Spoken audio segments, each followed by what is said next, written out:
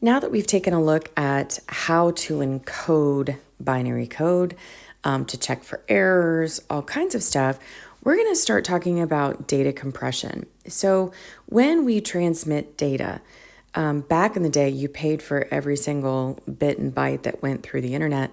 Now, not so much, but we like to have things compressed so that it's easier to transfer and it's easier to store. And so one of the ways of doing this is called data compression. Now, there's two schools as far as how data is stored. The first type is called fixed length codes. Fixed length codes means that each word is going to be the same length. So let's say I have 1100010, right? So let's say that's one word. That has 7 digits in it. So if I would have another word, right, it would also be 7, and then another word would be another 7. So as we go through all of our codes, they would have the same predictable length. That would be something where you could count out every 7 and know that it's the start of a new word.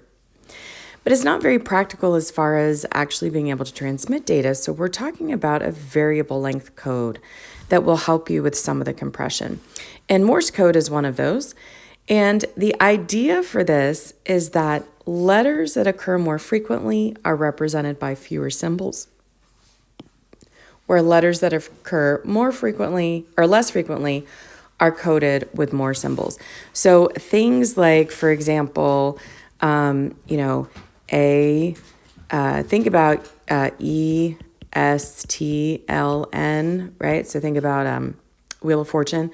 All those letters that are very, very common in the English language, those would have a lower number of codes.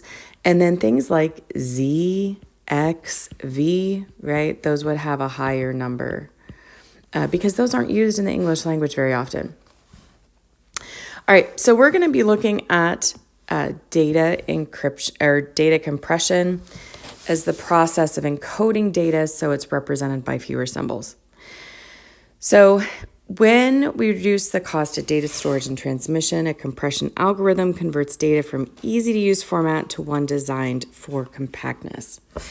So here we have in example 1, a coding scheme. So A is 00, C is 01, T is 10, and G is 11. And it says it wants us to convert the sequence of AAACAGTAAC into binary code. So let's go ahead and take a look at that. All I'm going to do is look at these codes and then write them down in the order that we need them. So AAA would be 000000. C is 01. A is 00. G is 11.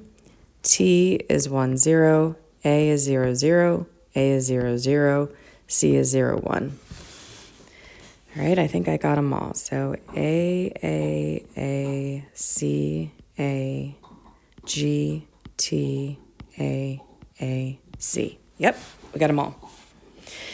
All right, using the coding system of A equals 0, C equals 10, T equals 110, and G equals 111, convert this sequence into binary code.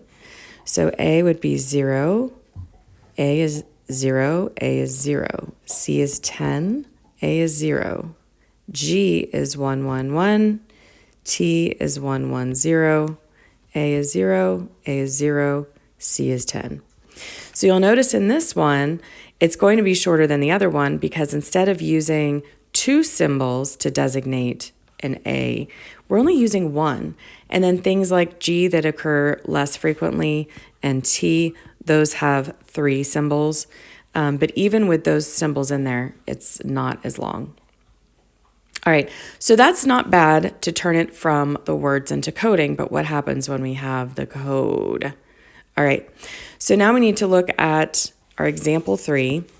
It's using the scheme from example 2 to code the following code. So my scheme is A is 0, C is 0, T is 110, C is 10, and G is 111.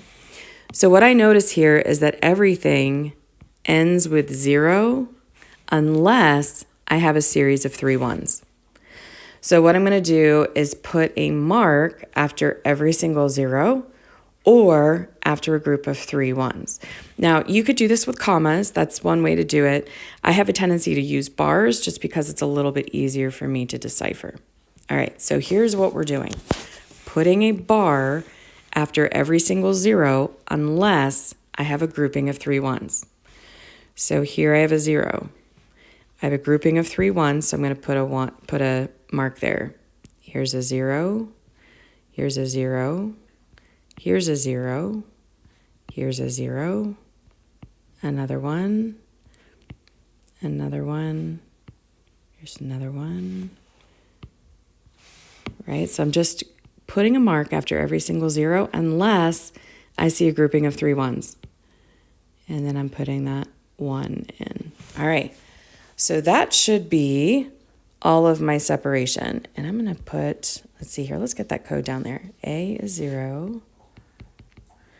C is 10. T is 110. And G is 111. All right. So I'm going to go ahead and decode this. So I have A, G, A, C, T, A, T, T, G, A, C, and A. All right. So you just simply look at that and see how things go. All right. So in your monitoring progress, you have 2 questions here that you're going to work through. Go ahead and take some time and do that. And then when I get back, we'll go ahead and take a look at those.